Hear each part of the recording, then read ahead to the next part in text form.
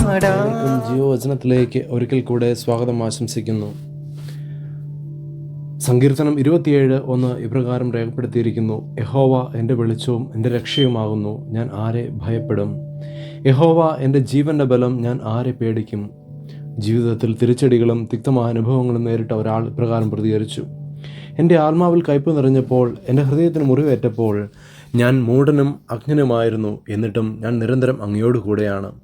അവിടുന്ന് എൻ്റെ വലത് കൈ ഗ്രഹിച്ചിരിക്കുന്നു, ഉപദേശം തന്ന് അങ്ങ് എന്നെ നയിക്കുന്നു.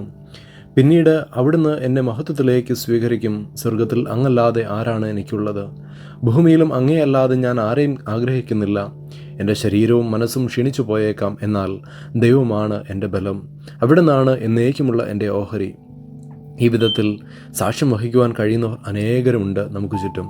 19-ാം നൂറ്റാണ്ടിൻ്റെ ആരംഭത്തിൽ അമേരിക്കയിൽ നിന്ന് 2 യുവദമ്പതി മിഷണറിമാർ ബർമയിലേക്ക് യാത്ര പുറപ്പെട്ടു. ആൻ ജഡ്സണും അവരുടെ ഭർത്താവ് അഡോണിറാമും.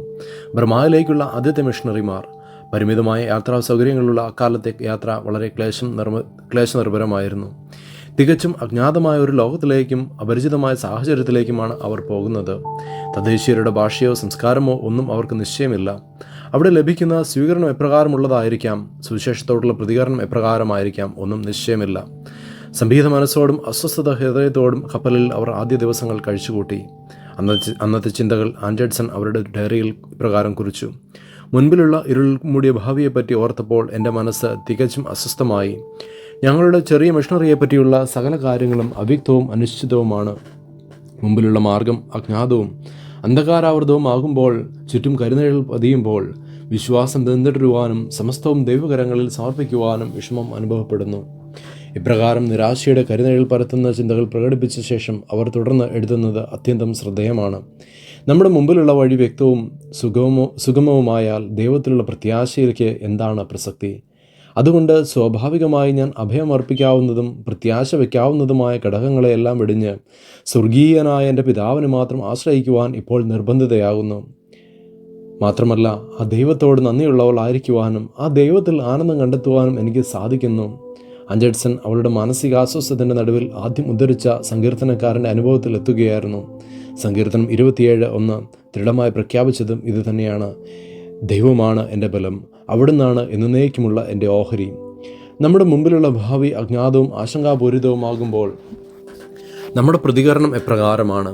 നാം ആശ്രയം അർപ്പിച്ചിട്ടുള്ള നങ്കൂരങ്ങളെല്ലാം ഇളകി വിലയുമ്പോൾ നമ്മുടെ അവസ്ഥ എന്തായിരിക്കും? പരിശോധനകളിലും പ്രതിസന്ധികളിലുമാണ് നമ്മുടെ ശക്തി തെളിയിക്കപ്പെടേണ്ടത്. കുതിരപ്പുറത്തു നിന്ന് ഞാൻ വീണിട്ടില്ല എന്ന് പറയുമ്പോൾ അത് എത്ര എളുപ്പം, കാരണം ഞാൻ കുതിരപ്പുറത്ത് കയറിയിട്ടില്ല. അതുപോലെ സകലതും സുഗമവും സുസാധ്യവുമാകുമ്പോൾ ജീവിതം ഒഴുകിൽ കൂടെ ഒഴുകുന്നത് പോലെ മാത്രമാണ്. എന്നാൽ നേരെ മറിച്ച് യഥാർത്ഥ ത്രില്ല് അനുഭവപ്പെടുന്നത് ഒഴുക്കിനെതിരെ നീന്തി വിജയിക്കുമ്പോഴാണല്ലോ. ഒരു ഈശ്വര വിശ്വാസിക്ക് സംഘർഷങ്ങളും സംഘാതങ്ങളും വിശ്വാസം പ്രബലപ്പെടുവാൻ ഉതകുന്നു. ദൈവത്തിൻ്റെ അനന്തമായ അനുഗ്രഹങ്ങൾ ലഭിക്കുവാൻ, അത് അനുഭവിക്കുവാനുള്ള അവസരങ്ങളായിട്ട് മാത്രം ഈ പ്രതിസന്ധികളെല്ലാം കരുതേണ്ടതാണ്. കൊടുങ്കാറ്റിൻ്റെ ആഘാതവും സമ്മർദ്ദവും അനുഭവപ്പെടുമ്പോഴാണ് നമ്മുടെ നങ്കൂരത്തിൻ്റെ ശക്തിയും ഭദ്രതയും നാം അറിയുന്നത്. ഏവർക്കും അനുഗ്രഹീതമായ ഒരു ആഴ്ച ആശംസിക്കുമ്പോൾ, യഹോവയാണ് ബലം, ദൈവത്തിൽ അടിയുറച്ച് ജീവിക്കുവാനും യഹോവയാണ് എൻ്റെ ജീവൻ്റെ ബലമെന്ന് ഉറക്കെ പ്രഖ്യാപിക്കുവാനും ഈ ചെറിയ ചിന്ത ഏവർക്കും സഹായകരമായി തീരട്ടെ എന്ന് പ്രാർത്ഥിക്കുന്നു. ദൈവം നമ്മെ ഓരോരുത്തരെയും വാഴ്ത്തി അനുഗ്രഹിക്കട്ടെ.